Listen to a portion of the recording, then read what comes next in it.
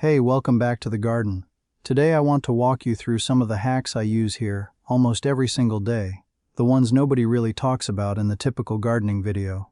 And I garden in the Piedmont region of North Carolina, Zone 7B, where our summers regularly hit 95 degrees Fahrenheit with heavy humidity, and our winters can dip down to 5 degrees on the coldest nights.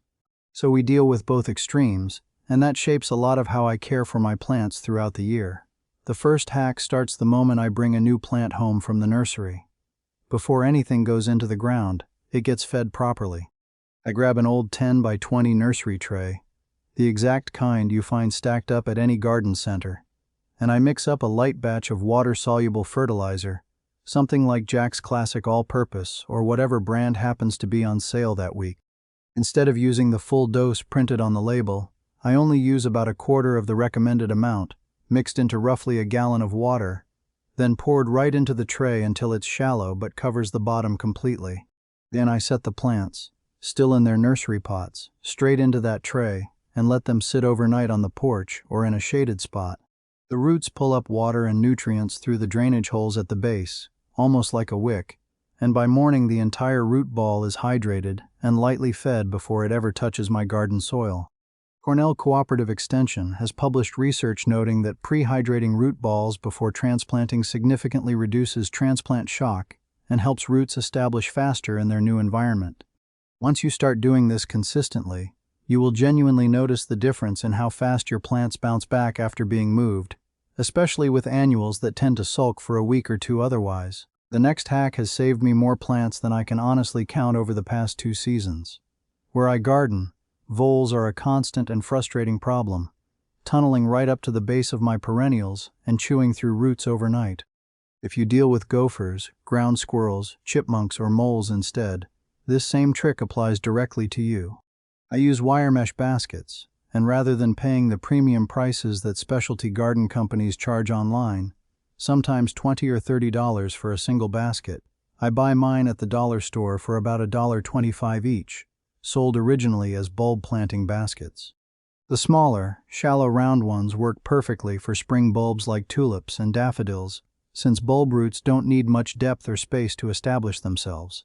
For annuals and smaller perennials with a more compact root system, I switch to a slightly deeper square basket that gives a bit more room underground. I plant directly inside the wire basket, backfill with soil, and the plant roots grow right through the mesh openings without any trouble. But the rodents tunneling underground physically cannot chew their way in to reach the bulb or root ball.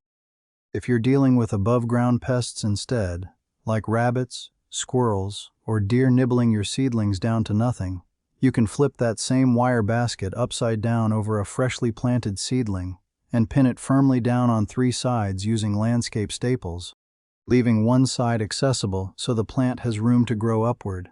It creates an instant, nearly free protective cage without spending money on a fancy glass cloche or metal cage. The University of California statewide integrated pest management program actually recommends wire exclusion as one of the most effective non-toxic, non-chemical methods against gophers and voles in home gardens.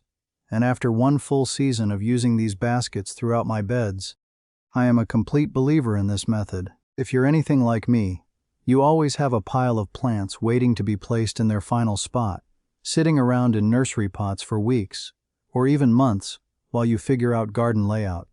I am absolutely not a fan of hand watering. It eats up time I simply don't have most afternoons. So instead, I set up a handful of impact sprinklers mounted on metal ground spikes, connected together through standard garden hoses, with a simple mechanical timer screwed directly onto the outdoor spigot. Mine runs automatically twice a day, once at 7 in the morning before the heat sets in, and once again around 6 in the evening, for about 10 minutes each cycle. You can daisy chain several sprinklers together in a long line by unscrewing the cap on the end of one unit and threading another hose straight into that connection point, giving you extended coverage across a large holding area without needing multiple separate hose bibs. This entire setup means every single plant waiting for its permanent spot in the garden stays consistently and evenly watered without me lifting a finger or remembering to grab the hose every evening. It's genuinely a lifesaver if you're heading out of town for a long weekend and you can't fully trust a neighbor or house sitter to remember watering duty for a dozen thirsty pots sitting in the sun. Here's a cheap trick that most gardeners skip entirely. Instead of tossing broken terracotta pots into the trash, save the larger curved shards and use them to partially cover the drainage hole of any new container you're about to plant. It still allows excess water to escape properly, preventing root rot, but it stops loose potting soil from washing straight out the bottom every single time you water or it rains heavily. Next, hoses are genuinely expensive garden equipment that people underestimate. A decent contractor-grade 50-foot hose can easily run you close to $80 or $90 at most hardware stores. So I protect mine carefully by coiling it up neatly and storing it inside a lidded plastic storage bin whenever it's not in daily active use, especially through the winter months. This simple habit keeps rodents from chewing through the rubber looking for nesting material, and it stops constant UV exposure from breaking down and cracking the material over time, which is usually what kills a hose long before actual use does.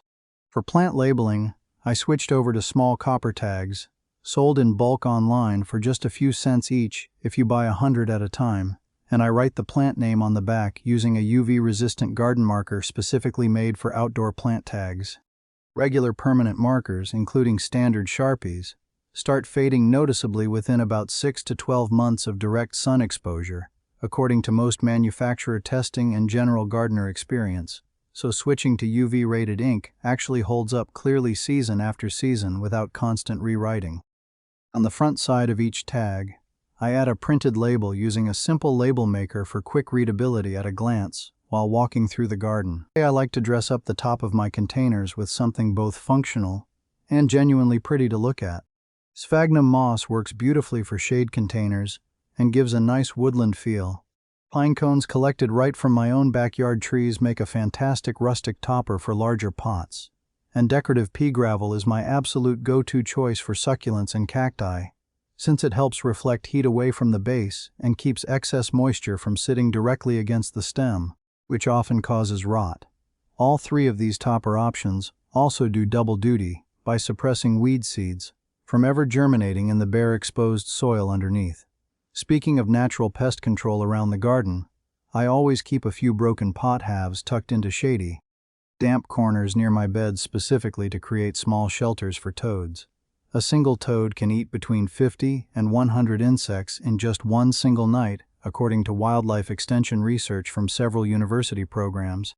So giving them a cozy shelter to hide in during the day is essentially free, chemical-free pest control working for you overnight. And if spiders genuinely freak you out while gardening, which is something I heard suggested by a viewer on a previous video, and it truly works well, store your gardening gloves inside a sealed plastic zip bag whenever they're not actively being used, since black widows, which absolutely do live here in North Carolina under rocks and in dark corners, love tucking themselves into the dark, warm fingers of an unused glove.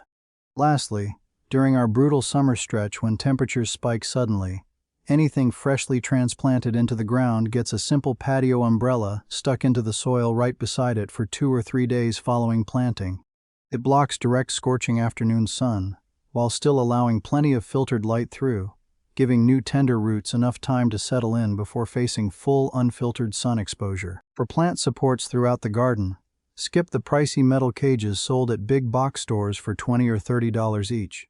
Instead, I cut a straight, sturdy stake from any young sapling growing on the property, drill a small hole near the top and another near the bottom, then bend a flexible willow or birch branch into a smooth circle shape and slot both ends directly into those drilled holes, creating a surprisingly sturdy and fully reusable plant support for essentially pennies. Landscape fabric absolutely has its place in a well-designed garden, but only along walkways and permanent pathways, never inside actual planting beds where you intend to grow things. As mulch naturally breaks down and decomposes on top of that fabric over a season or two, airborne weed seeds land directly on that decomposed layer, germinate easily, and root right down through the fabric anyway, completely defeating its original purpose and creating a tangled mess to remove later. I also make a point to keep every single plant tag from the current season stored in a labeled terracotta pot marked clearly by year, so that at the very end of each season I know exactly what thrived beautifully, what failed miserably, and what deserves a reorder for next spring. My granular fertilizer lives permanently in a sturdy metal bucket that doubles conveniently as a garden caddy, holding a small hand trowel and a pair of sharp pruning snips for quick fixes while I'm out working. And please, above absolutely everything else on this list, wear real sunscreen consistently, a genuine broad-spectrum SPF 30 or higher applied to your face every single morning, and reapplied generously on your hands, neck, and ears every couple of hours while you're actually outside working. The American Academy of Dermatology reports that roughly 1 in 5 Americans will develop some form of skin cancer by the age of 70, and gardeners realistically spend far more unprotected hours directly in the sun than almost anyone else does. If this video genuinely helped you out today, go ahead and hit that subscribe button. Drop your own favorite garden hack down in the comments below so we can all learn from each other, and I will see you in the very next one.